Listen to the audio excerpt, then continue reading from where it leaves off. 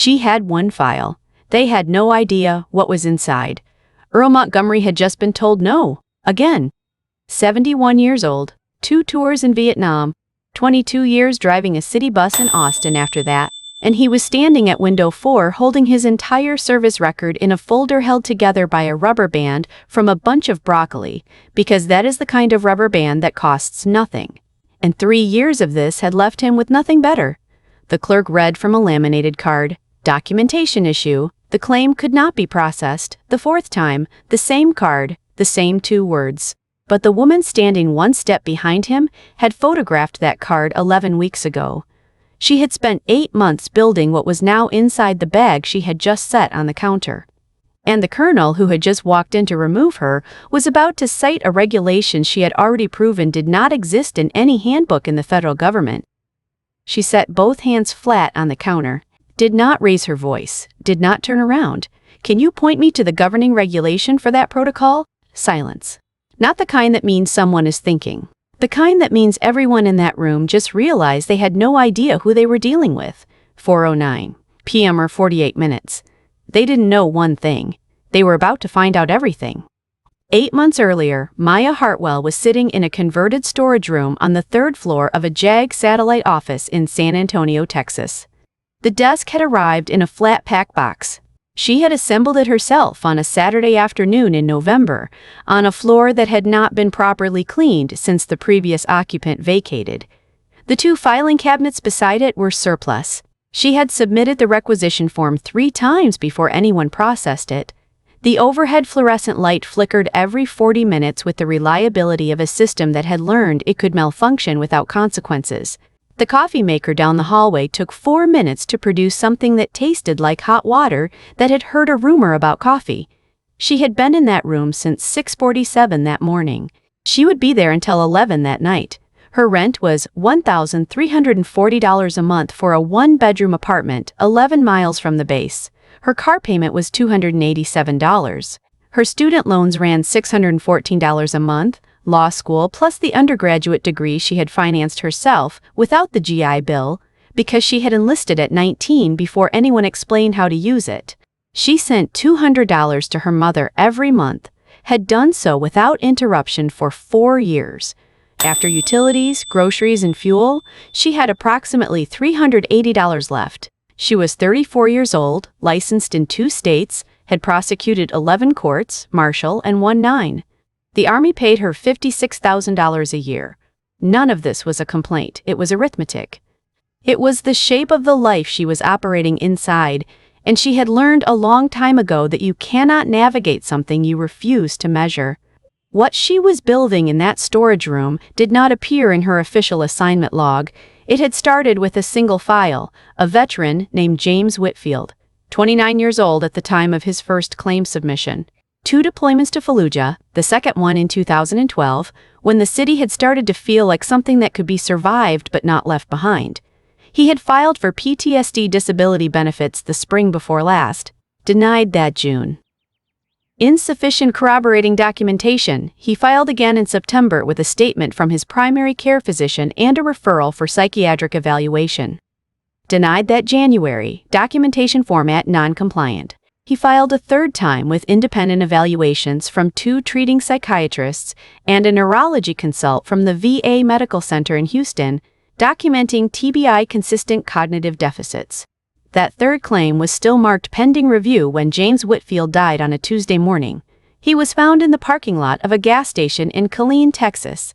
He was 29 years old and 11 days away from what would have been his 30th birthday. His wife Sarah was 27. They had 2 daughters. The older one was 4 and had started asking her mother questions that Sarah did not know how to answer yet. The younger one was 19 months and would not remember her father's face without photographs. Maya had received the referral from a colleague who flagged it as a straightforward administrative matter. Review the file, document the processing history, close it out. Routine. She had pulled the file on a Thursday afternoon. She had not closed it out. Instead, she had pulled the file next to it.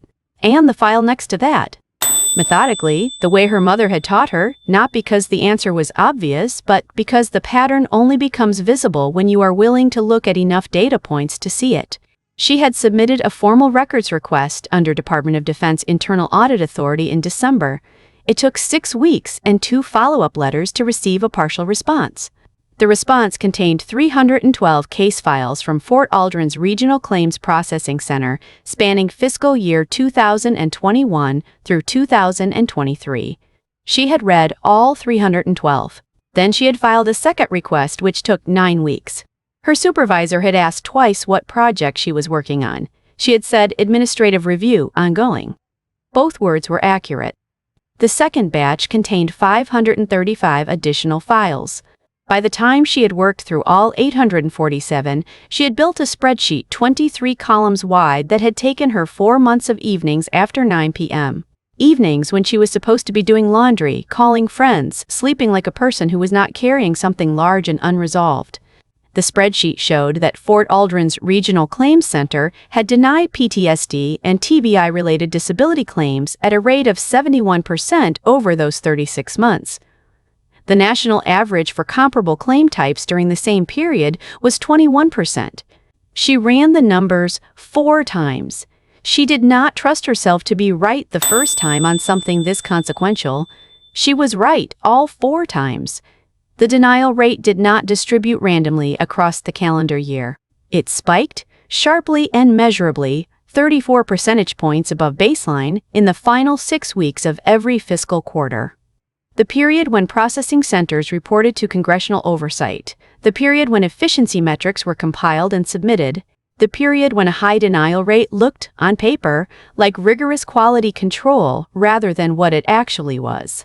She had contacted a statistician at the University of Texas, San Antonio, a woman with 19 years of applied research on federal healthcare systems.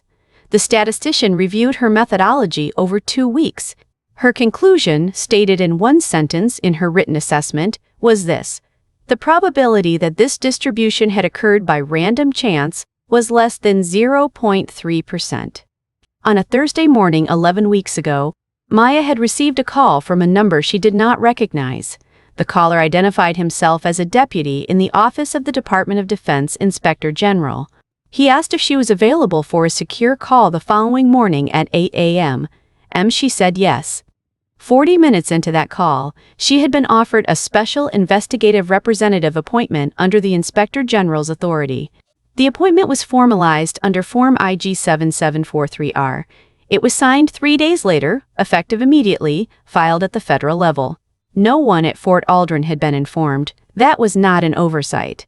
That was the architecture of the thing, because the point was not to announce the investigation. The point was to see what the system did when it believed itself unobserved. Today was that day.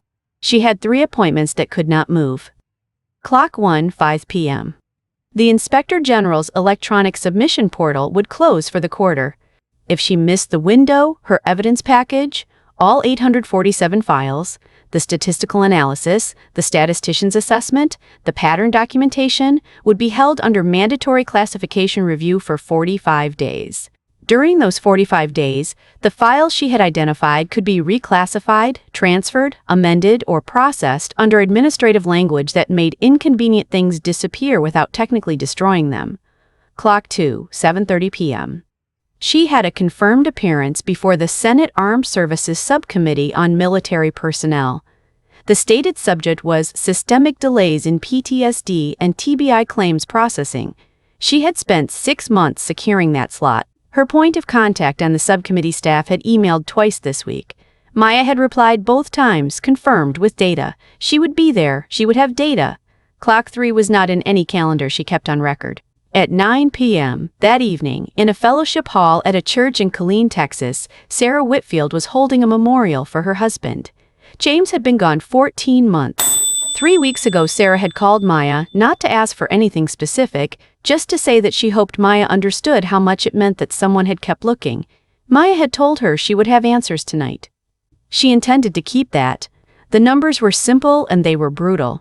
48 minutes to the first clock, 3 hours and 21 minutes to the second, 4 hours and 51 minutes to the third. She had packed her bag the night before. She had slept 4 hours. She had driven 11 miles north and found parking on the east side of Fort Aldrin at 3:51 p.m. She had walked through the front door of the VA Claims Processing Center at 3:57 p.m. and at 4:09 p.m. when Colonel David Pruitt's voice came from the doorway and told her this office was closed to non-administrative personnel, she did not turn around.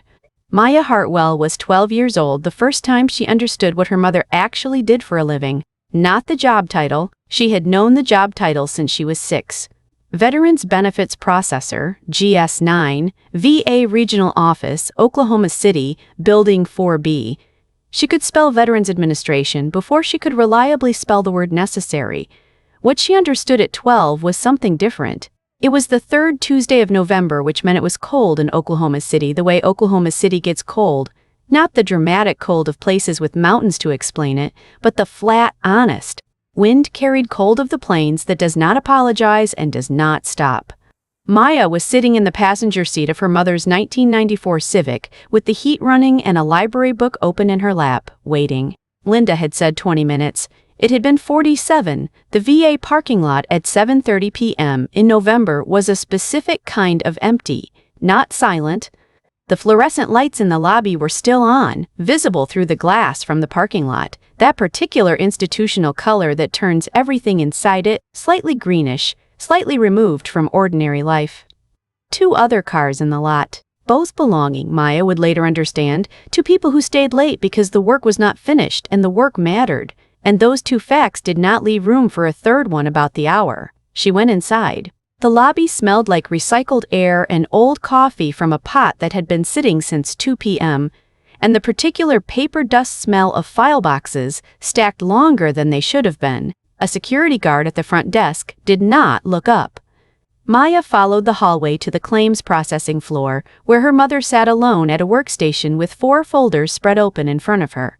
Cross-referencing 2 screens simultaneously under a lamp she had brought from home because the overhead light in her section had been flickering for 3 weeks and the maintenance request was still pending. The veteran's name was Harold Timmons, 81 years old. Korean War, the Chosin Reservoir Campaign, 2 Purple Hearts, a Bronze Star with Valor device. He had filed for disability benefits and been waiting on a decision for 4 years, 3 months, and 16 days. 4 years? Maya said. The discrepancy is in the identification number, her mother said, talking half to Maya and half to the screen. When his paper records were digitized in 1968, a 9 became a 4 in the 9th digit. 1 keystroke. Everything after that, every search, every automated cross-reference, every eligibility check for the past 56 years has been looking for a man who does not exist in the system. She found the error in 11 minutes. She corrected it in 43 seconds. She filed the correction with a supervisor notation at 7:54 p.m., closed the folder, and stood. "That's it," Maya said. "That's it. He gets his money now?" "He gets a decision."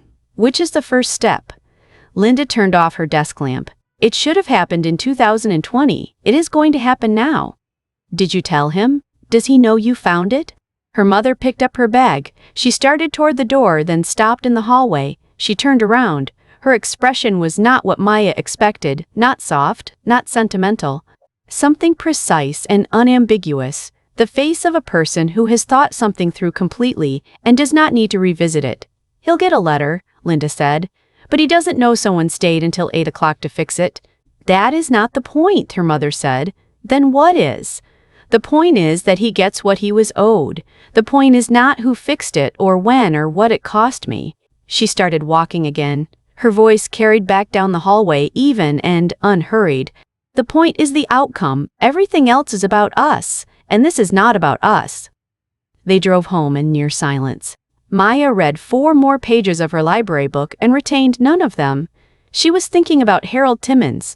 She was thinking about what it meant that a single transposed digit could hold a man's life in a processing queue for 4 years, that the system had done this.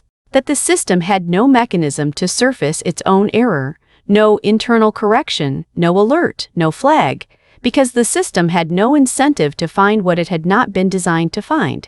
It had taken a person, her mother, on a Tuesday in November at 7:30 p.m., in an empty parking lot, under institutional light, to go looking for the error that was not hers to find, but that no one else was going to find. She did not become a lawyer because of that night. But she became the kind of lawyer she became because of it. That lesson did not leave her. It became the architecture of everything she built after every procedural question she asked that no one expected her to ask, every record she pulled that no one expected her to pull.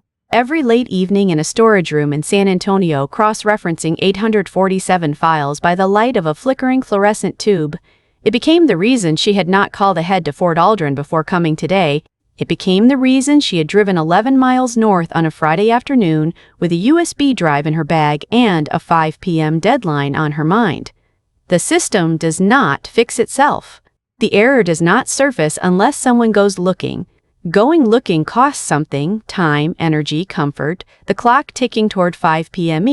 and the cost is not the point. The outcome is the point. Everything else is about us.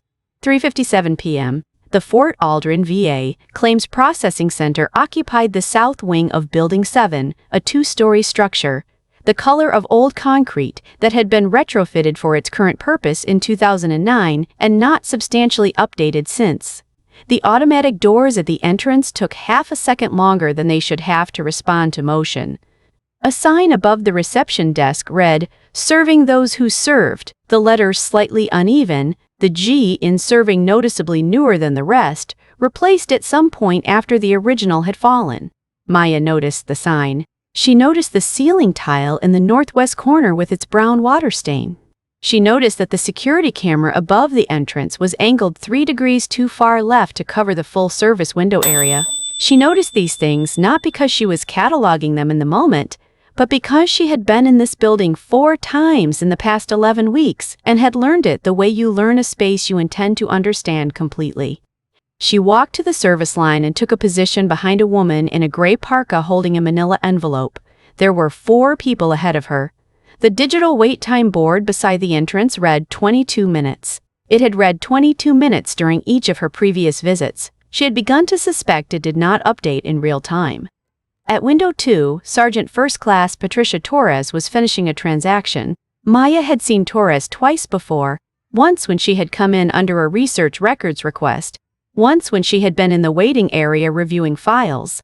Torres was methodical in the particular way of someone who had learned that speed did not produce accuracy, and that inaccuracy in this work always landed on someone else. 51 years old, 14 years in the claims division. Eligible for her full retirement package in 18 months. There were other facts. Across 847 case files spanning 36 months, Torres had processed 203 PTSD and TBI-related claims. 41 had been approved. 162 had been denied or flagged for enhanced administrative review. Torres looked up when Maya reached the counter. Something crossed her face. A brief recalibration, the low-level alertness of a person whose pattern recognition has fired before their conscious mind has caught up to it. She had seen Maya before. She did not know, consciously, where, but something in her face registered the fact that she should. 4:01 p.m. "I need to access the Inspector General's secure submission terminal," Maya said. She placed her authorization letter on the counter, not sliding it, not pushing it, just setting it flat, oriented so Torres could read it without turning it. Priority classification upload, authorized under Department of Defense Inspector General Protocol. The terminal access code is on page 2. Torres looked at the letter. Her hands did not move immediately, then she picked up the phone. "I will need to verify this with the supervisor on duty," she said. "That is standard," Maya said. The supervisor's direct line is on page 3. While Torres was on the phone, Maya turned slightly and looked at window 4. Earl Montgomery had been standing there, she estimated, for at least 30 minutes. She could tell by the angle of his posture, the particular forward lean of a man for whom standing had become an active effort rather than a default state. The clerk at window 4, Hendricks TT, was moving her eyes between a screen and a laminated card with the rhythm of someone who is not searching for a solution. She was searching for the most procedurally defensible way to arrive at a conclusion she had already reached. At window 3, a clerk named Reyes had 3 files open on her workstation screen simultaneously. The claims management software used by Fort Aldrin used a color-coded flag system. Green for standard processing, yellow for enhanced administrative review, red for hold. Every visible file on every visible screen in the processing center was yellow or red. The date in the corner of Reyes's monitor read the last week of the fiscal quarter. The probability that every active claim in this center was simultaneously flagged for enhanced review, by coincidence, in the final weeks of a congressional reporting period was a number Maya had already calculated. It was 0.3%. She turned back to the counter. 4:04 p.m. 53 minutes. Torres had finished the call. Her posture was subtly different when she set down the phone, not tense exactly, but recalibrated. The particular adjustment of a person who has received information that complicates the next few minutes of their day. The supervisor will need to come out to authorize terminal access, she said. It may be a few minutes. Was Patricia Torres a bad person? The question had occurred to Maya before today. It occurred to her again now, watching Torres avoid direct eye contact while selecting her next words carefully. The answer, she had concluded, was no. Torres was not bad. Torres was a person who had made a series of small accommodations over 14 years, small enough to be individually justifiable, collectively sufficient to constitute a pattern.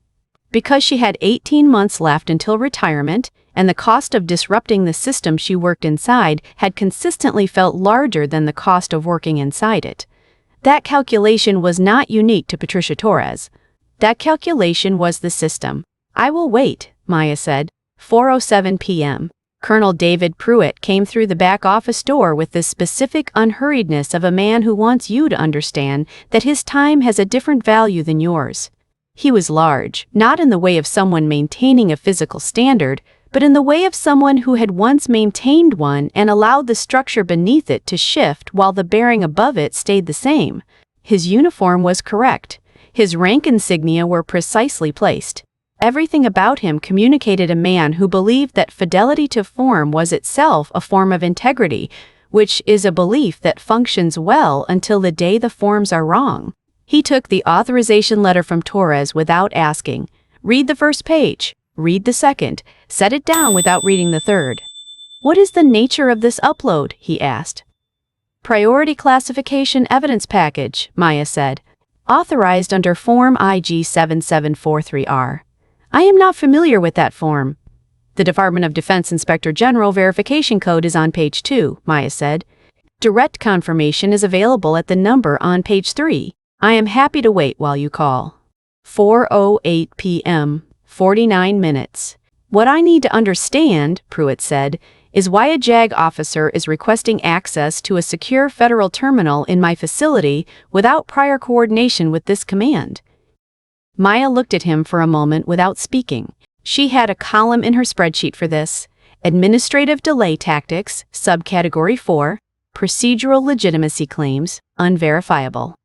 The request for prior coordination for a process that by its design did not require command notification. The citation of unfamiliarity with a form whose authorization was verifiable in 30 seconds with a phone call.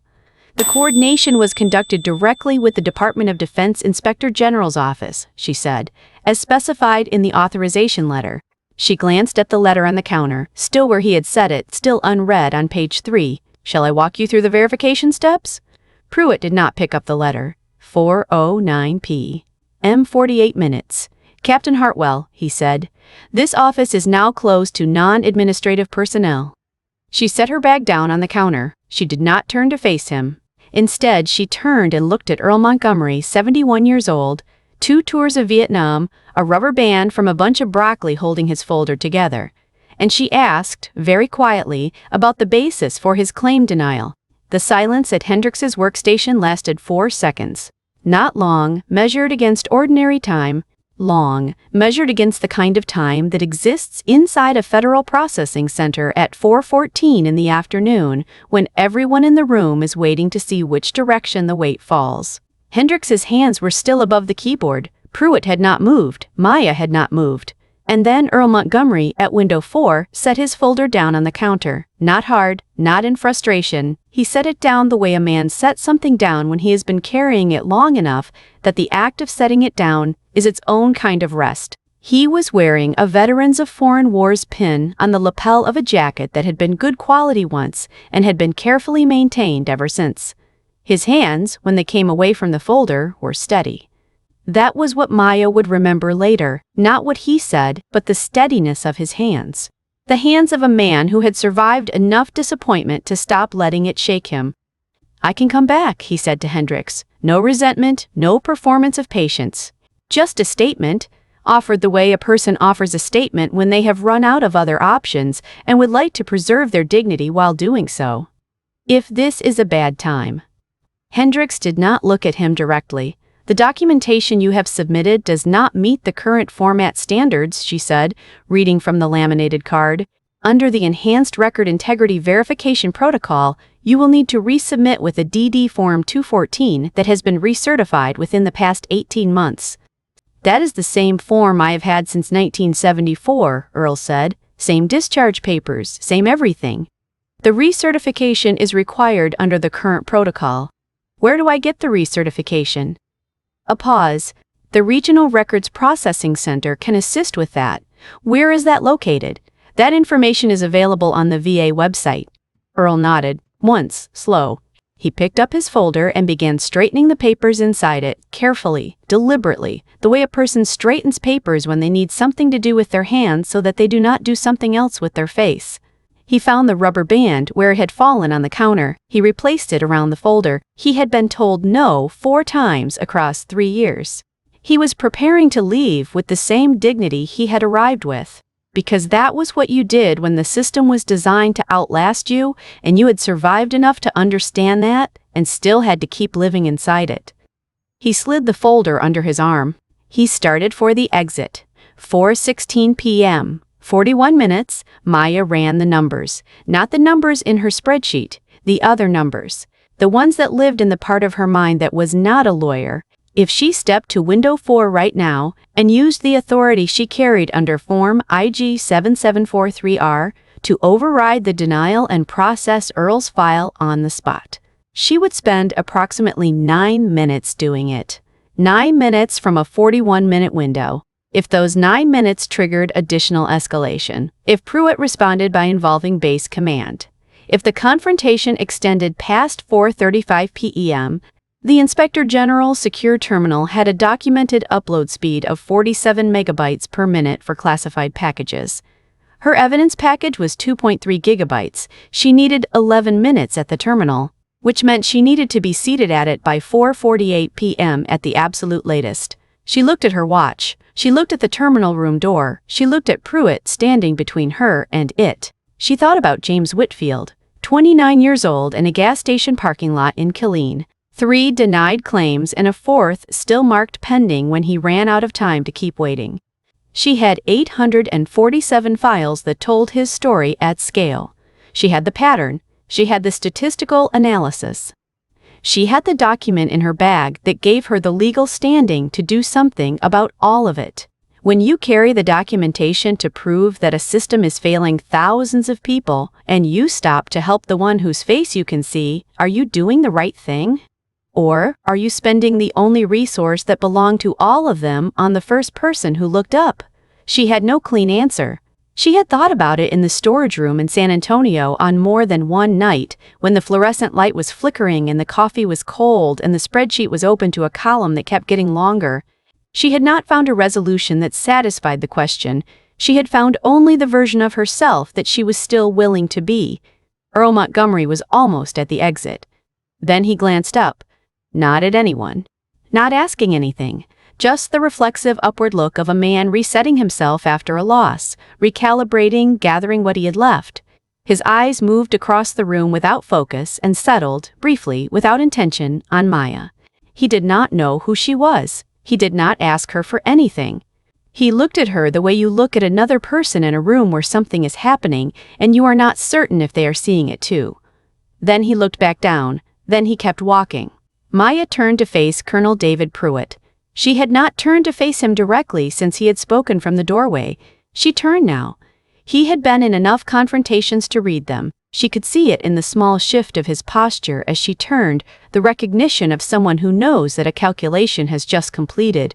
She had just made a decision, Mr. Montgomery. Not loud, not commanding, just present, the kind of voice that carries because it is not trying to carry. Because it has somewhere specific to go and is going there. Earl stopped. Under Department of Defense Inspector General Special Representative Authority, I am authorized to review and act on claims processing irregularities in real time. She reached into her bag. She placed a second document on the counter, not the authorization letter, but a single-page summary of her powers under the appointment, prepared for exactly this contingency. I would like you to come back to window 4, please. The room went still. Not quiet, still. The distinction matters. Quiet is the absence of sound. Still is when everyone in a space simultaneously decides to stop pretending they are not paying attention. Pruitt's jaw tightened. Captain Hartwell, I have already informed you that this office is closed to non-administrative personnel, she said. I remember. She looked at the document on the counter. Page 1 of this authorization establishes that the Inspector General representative function is not administrative. It is oversight. Under Title V, those are different classifications with different access rights. She looked at Hendricks. Please pull Mr. Montgomery's file. Hendricks looked at Pruitt. Pruitt looked at Maya. Earl Montgomery stood in the center of the room with his folder under his arm and 4 years of patience in his posture. Watching two people negotiate over a process that had never been designed to make room for him in the first place. Maya did not explain her decision to anyone. She had looked at a man picking up his folder for the 4th time in 3 years, and she had understood the full weight of what she was about to trade. 9 minutes from a 41-minute window, and an unknown number of additional minutes that escalation would cost. Against the certainty that Earl Montgomery would walk out of here and spend 40 minutes on a bus looking up a website address that would send him to a records office that would ask him for a form that would require him to start again. Both things were true. She had chosen to live inside that truth. From window 2, Patricia Torres watched all of it. She had a file open on her screen. She had not looked at it in 4 minutes. She watched Maya place the second document on the counter. She watched Hendricks look at Pruitt and Pruitt look at Maya and the room recalibrate around whatever had just shifted. She watched Earl turn back from the exit, moving slowly, not yet certain whether this was real or another variation of the same, no arriving from a different direction. 4:19 p.m. Torres had been in this building for 14 years. She had processed a number of claims she had stopped counting at some point between year 8 and year 9 because counting them made the pattern visible, and the pattern, once visible, required a response she had not been able to afford. 18 months. She had 18 months left before her retirement package vested. 18 months was not very long. 18 months was an eternity when you were standing in it. She opened her mouth. Mr. Montgomery, she said, I can. She looked at Pruitt. She looked back at her keyboard. She closed the window she had opened on her screen. She pulled up a different file. She began typing. That was her choice, not nothing, a choice. The kind that feels like inaction from the outside and feels like a specific, considered, costly decision from the inside. The kind you carry home. The kind that does not dissolve into sleep. 4:21 p.m. 36 minutes. Pruitt moved. Not toward Maya. Toward the wall phone beside the supervisor's station, the internal line, the one that reached the front desk and security simultaneously. He lifted it. Said 4 words. I need security assistance. Then he turned to face the room. Not Maya specifically. The room, the 11 people in it, the clerks at their windows, the veterans in the plastic chairs along the east wall, the woman in the gray parka who had been holding her manila envelope since before Maya had arrived and had still not been called. For the safety of our clients and staff, Pruitt said in the measured tone of a man who has rehearsed this sentence or a version of it, this office is temporarily suspending service at all windows while we resolve an administrative matter. We ask that everyone remain seated. He did not raise his voice. He did not name Maya. He did not say anything that was, in isolation, technically untrue. He had reframed her as a safety issue. She did not move, did not react, did not look at him. 4:22 p.m.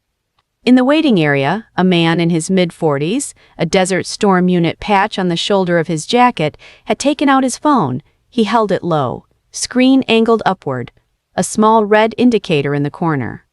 He did not announce what he was doing. He did not ask anyone's permission.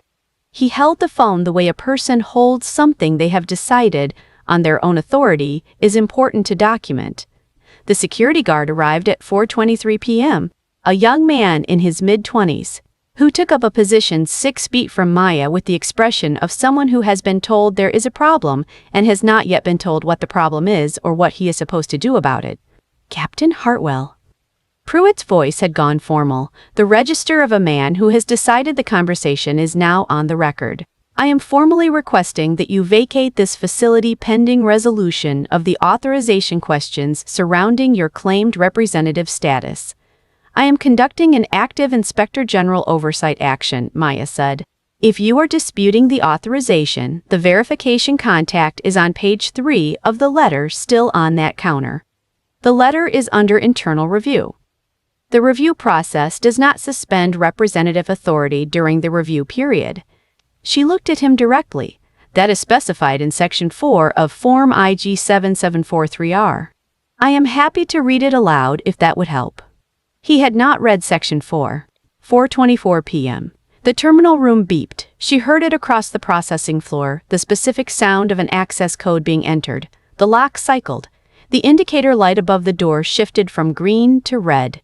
Someone in the back office, acting on a phone instruction from Pruitt, had locked the terminal from the inside. She looked at the door. She looked at her watch. 33 minutes. 4:26 p.m. Her phone vibrated 3 times. Fast. One after another, the way messages arrive when multiple people have been waiting on the same answer and have decided, independently, that they cannot wait any longer. She finished the sentence she was saying to Hendricks, a question about the regulatory basis for the recertification requirement, which she already knew did not exist in any codified regulation, and then she looked down. 3 messages. 3 senders. Same 60-second window. The first was from the Department of Defense Inspector General's office. Portal closes in 29 minutes. Need upload confirmation. Board will not grant extensions under any circumstances. Please advise status immediately. The second was from the Senate Armed Services Subcommittee Staff Coordinator. Senator confirmed. Full committee present tonight. You are lead witness. Biggest audience this issue has had in 4 years. Media credentialed. Please confirm you have the data and you will be there. The third was not a professional contact. It was a number she had saved under the name Sarah W. Hi Maya. Just got to the church with the girls. I told Emma her daddy would be proud tonight. She asked me if you were coming. I told her yes. Please be there. Maya read all 3 messages. She did not reply to any of them. She put the phone back in her bag. 4:27 p.m., 30 minutes. There was nothing to say yet that was not a lie or a surrender. She was not prepared to offer either. She had 30 minutes to reach a terminal that was locked. She had a colonel who had decided that making her departure look procedural was the most efficient resolution available to him. She had a security guard who had been placed 6 feet from her as a physical suggestion.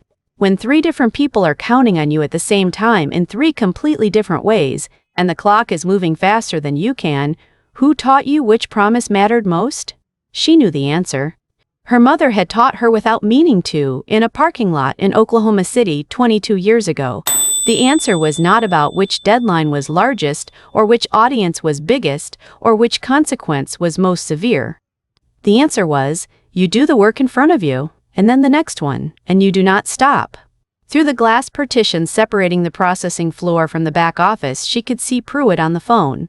He was turned away from her, which meant he believed the partition was enough. He had not considered that she could read lips, not perfectly, but adequately.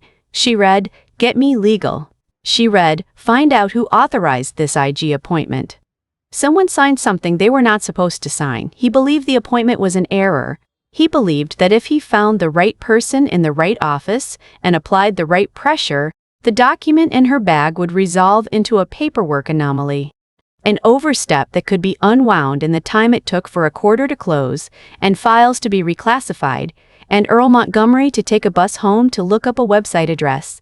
He was wrong about all of it. She sat down, she put her bag in her lap, she opened it, she removed her laptop, she set it on the counter, 4:28 p.m. She did not open the Inspector General submission portal. She could not submit without the secure terminal, and the terminal was locked, and she was not going to break a door to reach it. What she opened was her spreadsheet. 30 minutes. A locked door. a colonel trying to find a phone number that would make her disappear before the quarter ended. She used the 30 minutes to prepare the testimony she would deliver in 3 hours to the United States Senate Armed Services Subcommittee on Military Personnel. Because the terminal could be locked, her data could not. And she had every number memorized. 4:31 p.m., Pruitt got off the phone. She knew by the shift in the glass partition's reflection, the slight adjustment of a man's posture when the ground has changed under him and he is deciding whether to acknowledge it. He set the receiver down slowly. He stood with his back to the room for 3 full seconds. Then he walked toward her. 4:32 p.m., 25 minutes. The authorization you have cited is under review by Judge Advocate General Corps Legal at Fort Sam Houston, he said. Pending that review, I have to ask you again to sit down, Maya said. I know. She had been revising the Senate testimony on her screen. She did not close it. She turned the laptop so the screen faced him. One gesture. No explanation before it. He looked at the screen. She had opened a single document. 1 page. The seal of the Department of Defense Office of Inspector General at the top. Below the seal, a reference number. This is Form IG 7743R, Maya said. Not performing. Reading. Special Investigative Representative Appointment. Signed by the Deputy Inspector General for Investigations, Department of Defense. Effective date, October 14th of this year. She looked up. 21 days ago. Pruitt said nothing. The appointment grants, and I am reading directly, unlimited access to all federal facilities, electronic systems, physical records, and personnel within the designated investigation scope without prior notification requirement to facility command. She let the sentence sit in the room. Section 3, paragraph B. She watched him process it. The specific stillness of a mind running backward through the past 23 minutes, recontextualizing each decision against a paragraph he had not read because he had set the document down at page 2. What that means, Colonel Pruitt, Maya said, is that every action taken since 4:09 p.m. The request that I vacate the premises, the instruction to deny me terminal access, the security assistance call, the hold placed on the processing queue, each of those actions occurred in the documented presence of a federally appointed investigative representative. She paused. Under Title 18, United States Code, Section 1505, obstruction of proceedings before a department or agency of the United States is a federal offense. I am not telling you that you have committed that offense. I am telling you that the documentation now exists for a federal prosecutor to make that determination independently. His jaw moved. Once, nothing came out.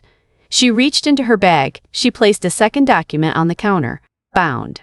15 pages. Cover sheet marked Statistical Analysis, PTSD and TBI Claims Processing, Fort Aldrin Regional Center, Fiscal Years 2021 through 2024. The University of Texas, San Antonio assessment attached behind it, credentialed letterhead, dated, signed. This is the reason I came to this building today, she said. 847 case files, 36 months of processing records from this facility. A claims denial rate of 71% for PTSD and TBI-related disability claims. She opened to page 3. A graph, clean, labeled, unambiguous. She turned it to face him. The national average for identical claim types during the same 36-month period is 21%. The rate at this facility spikes 34 percentage points above its own baseline in the final 6 weeks of every fiscal quarter. The probability that this distribution is random is less than 0.3%. She looked at him. That assessment belongs to a credentialed researcher. Her methodology and full findings are in the appendix. She closed the document. This is not about today, Colonel. She looked at him directly for the first time since the doorway. Not with anger, not with satisfaction, with the focused attention of someone who needs one person to understand something completely. Today is simply the day someone was in this room with the data and the legal authority to act on it. That is the only thing today is. 4:38 p.m. When Pruitt spoke again, his voice had lost its register of authority. What was left was something quieter and less certain. You engineered this, he said. You came here knowing what would happen. You needed this on the record. I came here to submit a document through a secure federal terminal and to request processing of a lawful transaction, Maya said. I did not need a confrontation on the record. She looked at him steadily. You provided one. Every time I gave you an opportunity to stop, you made a choice. I documented the choices. He had nothing to say to that. She turned. Sergeant Torres. She did not raise her voice. Torres was at window 2, hands on her keyboard, not typing. Pull Mr. Montgomery's complete service file. Process his disability claim under standard review criteria. Log the timestamp and your employee identification number on the access record. That is all. She did not wait to see if Torres would comply. She turned to window 4. Earl Montgomery was standing in the middle of the room, not at the window, not at the exit, in the specific middle ground of a person who has learned not to move towards something until it is confirmed. Maya took out her phone. She opened the Inspector General Representative mobile portal. She entered her 6-digit access code. She located Earl's claim file by the number she had noted from Hendrix's screen 40 minutes ago. She reviewed the denial basis. She typed 3 lines authorizing standard review processing, bypassing the enhanced verification hold, and submitted the override. 87 seconds. She looked up. Your claim has been cleared for standard review processing, she said. Written confirmation will arrive within 72 hours. If you do not have it in 5 business days, call this number. She wrote the Inspector General Constituent Services line on a card and placed it on the counter. Earl looked at the card. He picked it up. He put it in the inside pocket of his jacket, the same pocket where the Veterans of Foreign Wars pin was fastened to the lapel. He stood for a moment with his hand over that pocket, not pressing, just resting. Thank you, he said, 2 words. Quiet, not to Maya specifically, to the room, or to something the room represented today that it had not represented the 3 times before. He nodded once, the slow, deliberate nod of a man settling something that has needed settling for a long time, and he walked to the exit. Maya turned back to Pruitt. He was looking at the graph on page 3 of the statistical summary. He had not picked it up. He was reading the line that showed Fort Aldrin's denial rate against the national baseline. Reading it the way a person reads something they had not believed existed until it was in front of them in a format that could not be argued with. Fairness is not just a moral principle, Colonel, she said. She reached into her bag and placed the USB drive on the counter beside the bound summary. In a system funded entirely by public trust and congressional appropriation, equitable application of policy is the only thing standing between this facility and a sustained federal audit. Institutions that apply policy consistently retain their funding and their command authority. Institutions that apply policy selectively generate records. She picked up her laptop, picked up her bag, left the USB drive where it was. That drive contains every file I have referenced today. Consider it a courtesy copy before the formal submission is processed. She looked at her watch. 4:41 p.m., 19 minutes. She walked to the terminal room door. She entered the 4-digit access code from her appointment documentation. The indicator above the door shifted from red to green. She opened the door. She sat down at the terminal. She began to upload. The upload moved at 47 megabytes per minute. Maya watched the progress bar and did not watch anything else. Behind her, through the door she had left open, the processing center made the specific sounds a room makes in the first minutes after an event that has not yet been fully understood by the people who were inside it. Colonel David Pruitt sat down. Not dramatically, he moved to the supervisor's chair behind the station and sat the way a person sits when the standing has simply ended. He looked through the open terminal room door. He could see the progress bar from where he sat, the green line moving left to right across the screen. He watched it move. He did not make another phone call. He did not instruct anyone to do anything. He sat inside the slow and specific arrival of what had actually happened, which is always different from what you thought was happening. And the distance between those two things is what the next several months of his professional life would be required to travel. At window 2, Patricia Torres was working. She had pulled Earl Montgomery's service file in 40 seconds. She had entered his claim number and identification and authorization code. She had logged her employee ID and the timestamp, 4:39 p.m., on the access record exactly as instructed. She had submitted the file for standard review. Her right hand, when it moved from the keyboard to reach for the mouse, trembled. Not from age. From the weight of a specific moment at 4:19 p.m. when she had opened her mouth and said, "Mr. Mouth," and said, "Montgomery, I can?" And then looked at Pruitt and looked back at her keyboard and closed the window she had opened and pulled up a different file and started typing. That moment had not been revised by anything that happened afterward. It remained exactly what it had been. She understood this. She would understand it for some time. She completed the processing record. She filed it. She did not open another file for several minutes. She sat with her hands in her lap and looked at Earl's claim number on the screen until the screen timed out to the login page. At the exit, Earl Montgomery paused. He did not turn around. He was facing the automatic door, the one that took half a second too long to respond to motion.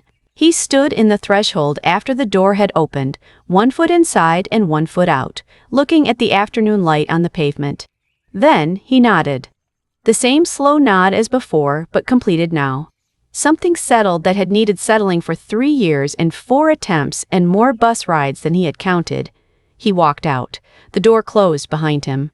In the waiting area, the man with the Desert Storm patch looked at his phone. He looked at the recording, at Pruitt announcing a safety situation to a room of veterans waiting to be called, at Maya placing a document on the counter without raising her voice, at Earl walking toward the exit and stopping when his name was spoken, at 87 seconds of Maya typing on her phone and Earl putting a card into his inside jacket pocket. He looked at his contacts list. He sent the file to 2 people, a veteran he knew who ran an advocacy organization in San Antonio, and a number saved 3 years ago and never used, belonging to a journalist who covered military and veterans affairs for a national outlet. He put his phone in his jacket pocket. He sat back in his chair. He waited to be called. The upload completed at 4:59 p.m. 1 minute before the portal closed. Maya saved the confirmation to 3 separate locations. She logged out of the secure terminal, she closed the laptop, she put it in her bag, she stood. She walked out of the terminal room. She crossed the processing floor without looking at Pruitt, without looking at Torres, without looking at the waiting area or the windows or the sign above the reception desk. She walked through the automatic doors at 5:02 p.m. Outside, the November light in Texas had lost its heat but kept its particular quality, the early evening light that makes things look slightly more permanent than they are. She stood on the pavement for a moment. She took out her phone. She found the contact saved as Sarah W. She called. 3 rings. "Maya, I'm on my way."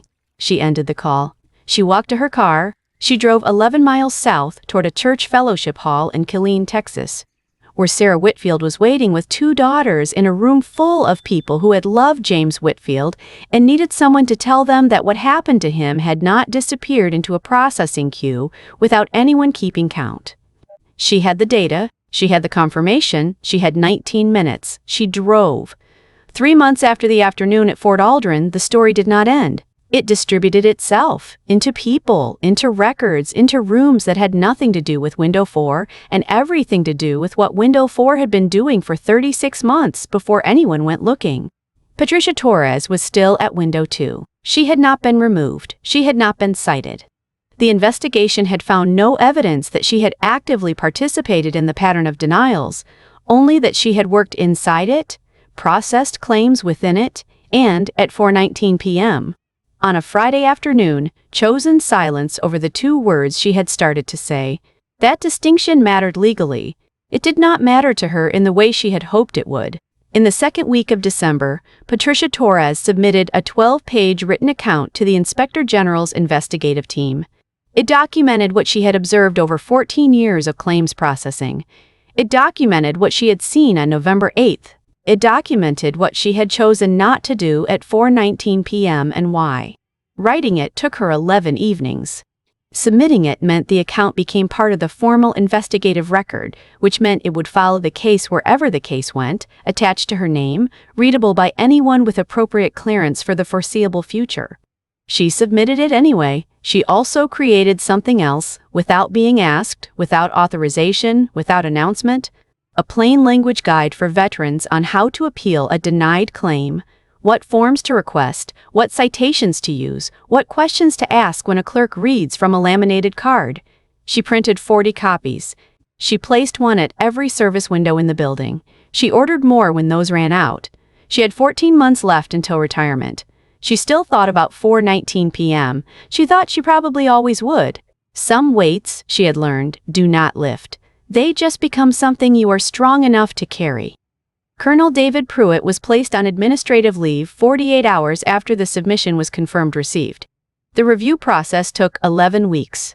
Due process is slow by design, deliberately and necessarily slow, because the alternative is a system that removes people from power as quickly as it can be accused of doing so, which is not a system anyone should want. During those 11 weeks, the investigative team found 3 additional patterns in the records beyond what Maya's original submission had documented. Preferential processing timelines for claims submitted with legal representation versus those submitted without. A systematic underdocumentation of the appeals process in the materials given to veterans at point of denial, and a recurring miscategorization of TBI-related claims that effectively reset their processing priority to baseline. None of these were Pruitt's individual decisions. He had not designed the system he administered. He had inherited it, maintained it, and when it was convenient and when it aligned with the institutional pressures applied to him from above, he had defended it. That is what the investigative record reflected. Pruitt resigned in the 9th week, before the formal disciplinary hearing. The resignation did not remove his name from the congressional record, which included a 12-page summary of the Fort Aldrin findings as an exhibit to the Senate Armed Services Subcommittee's published report. The report recommended oversight reform at 14 comparable facilities. It was not a dramatic ending. There were no handcuffs, no public statement, just a process that ran its course and arrived at a conclusion, which is what accountability looks like when it is functioning as designed rather than as promised. Earl Montgomery received his disability benefits determination letter on the 29th of November, 17 days after Maya's submission. His service-connected disability rating was confirmed at 60%. His monthly benefit, $1,319.65. He had been receiving it for 11 weeks. He went back to the Fort Aldrin VA Center twice during those 11 weeks, not for himself. The first time he helped a man in his 60s, a Gulf War veteran with no legal representation filing for the first time, understand what documentation he would need and which window to go to, and what to say if the clerk read from a card. The second time, he sat for 2 hours with a 24-year-old woman who had served 2 tours in Iraq and did not know where to begin. She had a folder. It did not have a rubber band around it yet. By the time Earl left, it did. He did not tell either of them what had happened on November 8th. He did not think it was relevant. What was relevant was the form numbers and the citation language and the question to ask when someone says a protocol exists without being able to tell you where it is written down. The video recorded by the Desert Storm veteran reached 2.3 million views in its first week. It was picked up by 3 national news organizations, 2 veterans advocacy groups, and 1 congressional office that used it as supporting material for a proposed Veterans Claims Transparency Act, requiring quarterly public reporting of denial rates by facility, broken down by claim type and demographic. The act had not passed as of this writing. It was in committee. It had co-sponsors. 2 veterans in other states came forward after the video circulated, each with documentation of similar patterns at different facilities. A third was working with a law clinic to build a comparable statistical record. At Fort Aldrin, the changes in the Claims Processing Center were documented in the Inspector General's first quarterly audit report, released 8 weeks after the submission. The PTSD and TBI denial rate dropped from 71% to 34% in the first quarter following the investigation, still above the national average, still requiring monitoring, but a measurable direction of travel. The average processing time for standard claims fell from 94 days to 61 days.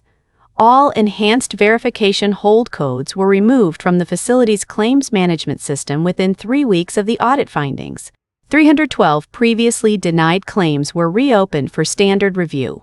A new mandatory documentation protocol required supervisor co-signature and regulatory citation on every denial.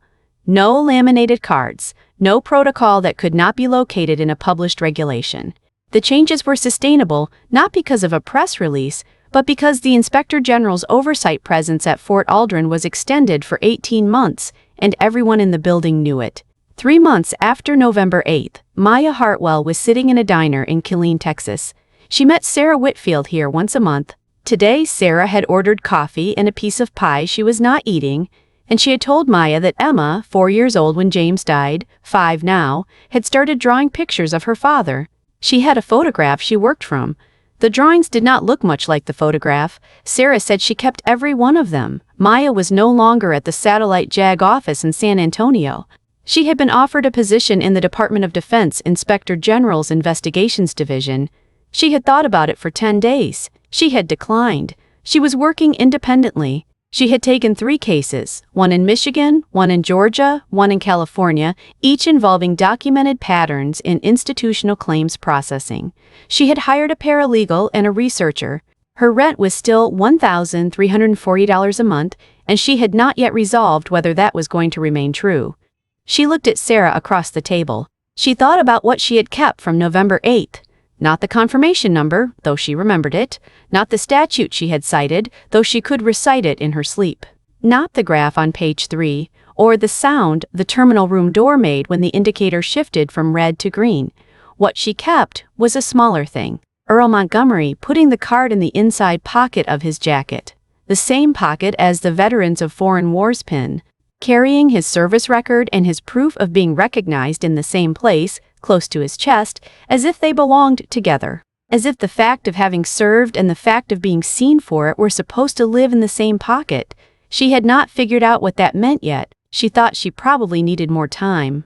Something real happened on November 8th at Fort Aldrin, Texas.